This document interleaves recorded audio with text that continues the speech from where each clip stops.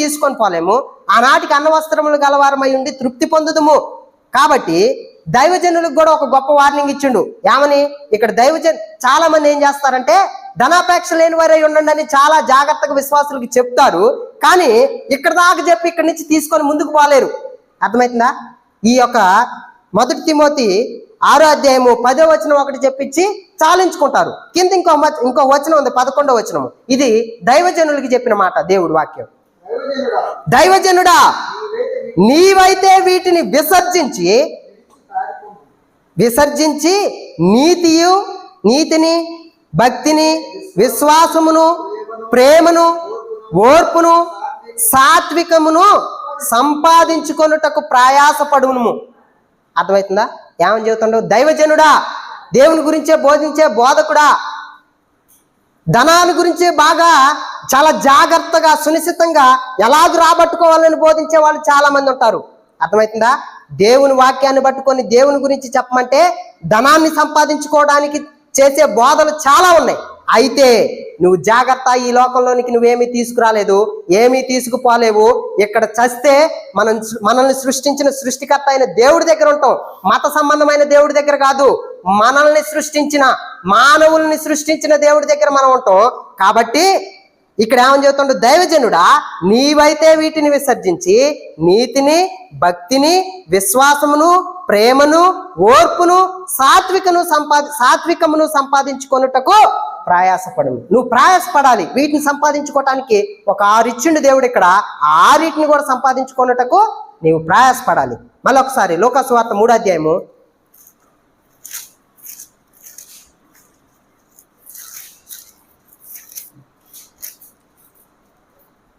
అదే 14వ వచనం ఆఖరు 15వ వచనం కూడా 14వ వచనం. సైనికులను మేమేమి చేయవలనని అతన్ని అడిగిరి.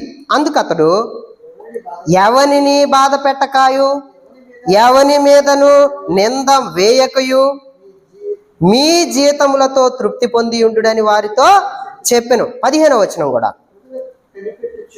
ప్రజలు కనిపెట్టుచు ఇతడు క్రీస్తయుండునేమో అని అందరూ యోహానును గూర్చి తమ హృదయములలో ఆలోచించుకొనుచుండగా. చాలు. ఇక్కడ ఈ బోధించేది ఎవరు అంటే, ఇప్పుడు ఈ ప్రజలందరికీ బోధించేది ఎవరు? వీటన్నిటిని చెప్పేది ఎవరు? యోహానే మొదలు పెట్టింది. బాప్తిస్మం ఇవ్వడం కానీ, సువార్తను ప్రకటించడం కానీ మొదలు పెట్టింది ఎవరు? యోహాను. పరలోక రాజ్యం సమీపించి ఉన్నది గనక మారు మనసు పొంది, అర్థమవుతుందా? మారు మనసు అంటే ఏంటి? ఇప్పుడు ఇక్కడ 7వ వచనం నుంచి ఈ మారు మనసు లేకుండా దేవుడి దగ్గరికి వచ్చే వాళ్ళని యోహాను ఏ విధంగా గర్జించి, అంటే గద్దిస్తుండో, ఖండితముగా ఏ మాత్రం మొహమాటం లేకుండా ఈ వాక్యం చెప్తేనంట, అంటే విశ్వాసులకి దేవుని యొక్క వాక్యం ప్రకటించేటప్పుడు సేవకులు ఉంటారు కదా, ఈ వాక్యాన్ని ఇట్లా ఖండితముగా గట్టిగా చెప్పారే అనుకో విశ్వాసులకి, ఎవరు? సేవకులు చెప్పారనుకో, ఈ రోజు వచ్చిన విశ్వాసులు మళ్ళీ వచ్చే వారం ఉండరంట. ఏంటి? ఈ రోజు వచ్చిన విశ్వాసులు వచ్చే వారం ఉండరు. ఎందుకని? మళ్ళీ ఒకసారి 7వ వచనం నుంచి, లూకా సువార్త 3వ అధ్యాయము 7వ వచనం నుంచి. అతడు తన చేత బాప్తిస్మము పొందవచ్చిన జన సమూహమును చూచి, సర్ప సంతానమా, రాబో ఉగ్రతను తప్పించుకొనుటకు మీకు బుద్ధి చెప్పిన వాడెవడు? మారు మనసుకు తగిన ఫలములను ఫలించుడి. ఇంకా ఫలించుడి. అబ్రహాము మాకు తండ్రి అని మీలో మీరు మొదలు పెట్టుకొనవద్దు. దేవుడు ఈ రాళ్ల వలన అబ్రహామునకు పిల్లలను పుట్టించగలనని మీతో చెప్పుచున్నాను. ఇప్పుడే గొడ్డలి చెట్ల వేరున ఉంచబడి ఉన్నది గనుక మంచి ఫలములు ఫలించని ప్రతి చెట్టును నరకబడి అగ్నిలో వేయబడినని చెప్పాను. ఇప్పుడు విశ్వాసులమని మనం చెప్పుకుంటున్నాం కదా, మంచి ఫలాలను ఫలించాలి. మంచి ఫలాలంటే నీతిగా జీవించాలి, యథార్థంగా జీవించాలి, ప్రతి ఒక్కరిని ప్రేమించాలి. ఇక్కడ హిందూ, ముస్లిం, క్రిస్టియన్, సిక్కు, బౌద్ధ ఇలాగా తారతమ్య భేదాలు ఏమీ లేవు. ఎందుకు? దేవుడు అందరినీ ప్రేమిస్తాడు. అర్థమైందా? దేవుడు లోకమును ఎంతో ప్రేమించెను, కాగా తన అద్వితీయ కుమారుని యందు విశ్వాసం ఉంచు ప్రతి వారిని నశించక నిత్య జీవం పొందినట్లు. అదే యోహాను సువార్త 3:16.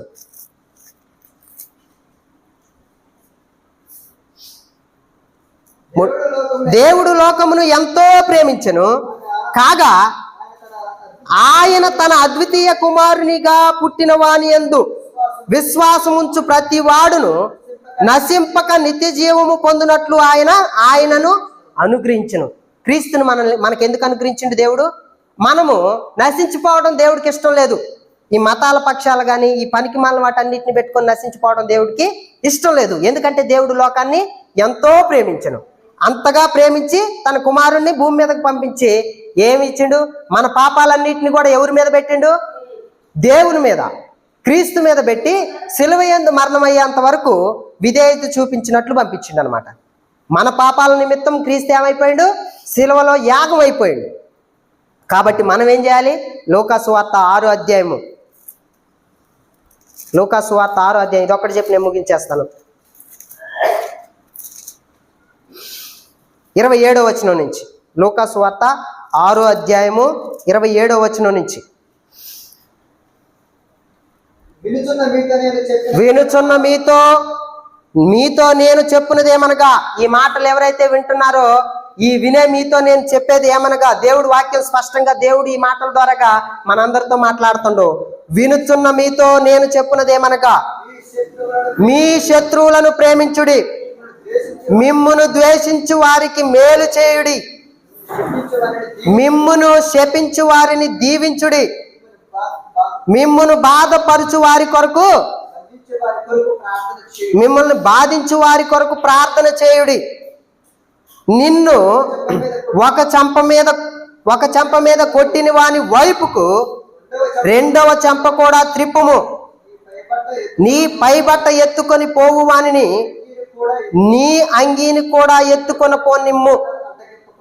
నీ సొత్తు ఎత్తుకొని పోవు వాని యొద్ద దాని మరలా అడగవద్దు.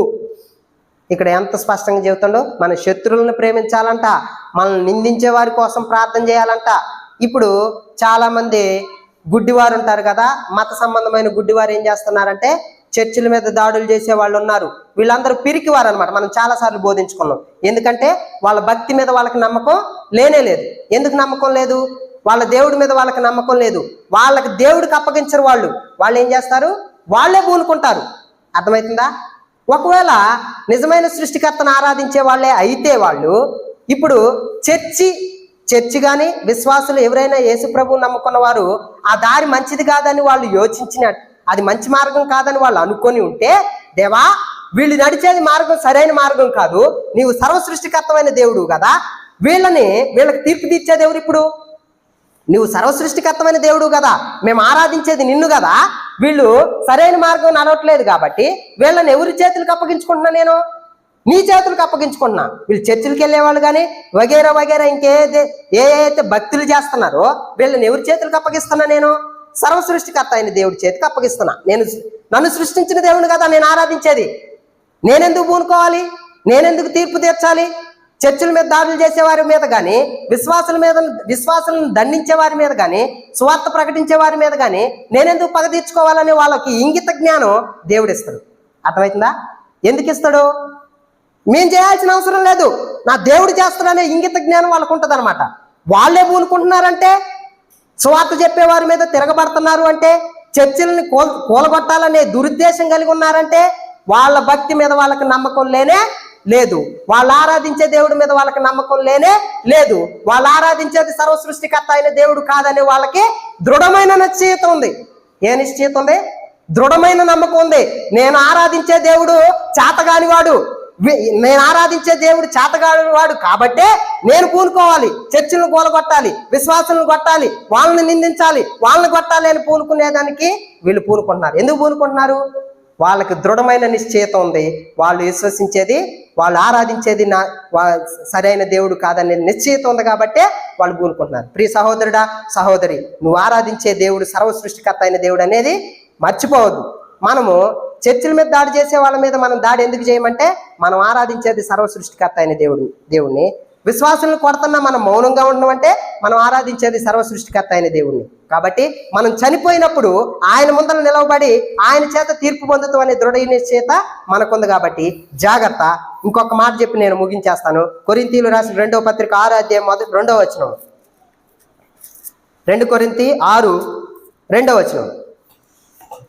ఈ మాటలు వింటున్న నువ్వు ఎవరైతే ఉన్నావో ఇంతవరకు అనుకూల సమయమందు నీ మొర ఆలకించితిని, రక్షణ దినమందు నిన్ను ఆదుకుంటుని అని ఆయన చెప్పుచున్నాడు కదా. ఇంకా ఇదిగో ఇప్పుడే మిక్కిలి అనుకూలమైన సమయము, ఇదే రక్షణ దినము. ఏంటంట? ఇదే రక్షణ దినము. ఇంతవరకు నువ్వు సర్వ సృష్టికర్త అయిన దేవుణ్ణి ఎరగక ఉన్నవేమో. ఇంతవరకు నువ్వు అంటే ఇది ఒక మత గ్రంథంగా, ఇది ఒక మతస్థులుగా నువ్వు చూస్తున్నావేమో. మేము బోధించేది ఎవరి గురించి? సర్వ సృష్టికర్త అయిన దేవుడి గురించి. ఇప్పుడు నువ్వు తెలుసుకున్నావు. ఎవరిని తెలుసుకున్నావు? సర్వ సృష్టికర్త అయిన దేవుడి గురించి నీకు ఈ వర్తమానం నీ దగ్గరకు వచ్చింది. కాబట్టి నువ్వేం చేయాలి? ఇప్పుడు ఇదిగో అనుకూల సమయం అందు, ఇదే నీకు అనుకూల సమయం. ఇప్పుడే దేవుని మాటలు నీ దగ్గరకు వచ్చినాయి. ఇప్పుడు దేవుడు నిన్ను గద్దిస్తుండు. ఏమని? ఇదిగో అనుకూల సమయమున నీ మొర ఆలకించి తిని, రక్షణ దినమందు నిన్ను ఆదుకొంటిని అని ఆయన చెప్పుచున్నాడు కదా. ఇదిగో ఇప్పుడే మిక్కిలి అనుకూలమైన సమయము, ఇదిగో ఇదే రక్షణ దినము. ఈ మాటలు వింటున్న నువ్వు ఎవరైనా సరే ఇదే నీకు రక్షణ దినము గనక నిన్ను సృష్టించిన సృష్టికర్త వైపు తిరిగి దేవుడి దగ్గర పశ్చాత్తాపడాలి. ఏం పశ్చాత్తాపడాలి?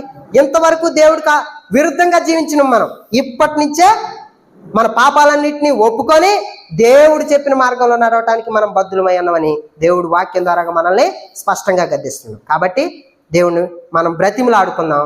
నువ్వెవరైనా సరే దేవుణ్ణి బ్రతిమలాడుకో. ఆయన సర్వ సృష్టికర్త అయిన దేవుడు. ఈ చిన్న వాక్యాన్ని దేవుడు దీవించును గాక. ప్రార్థన చేసుకుందాం.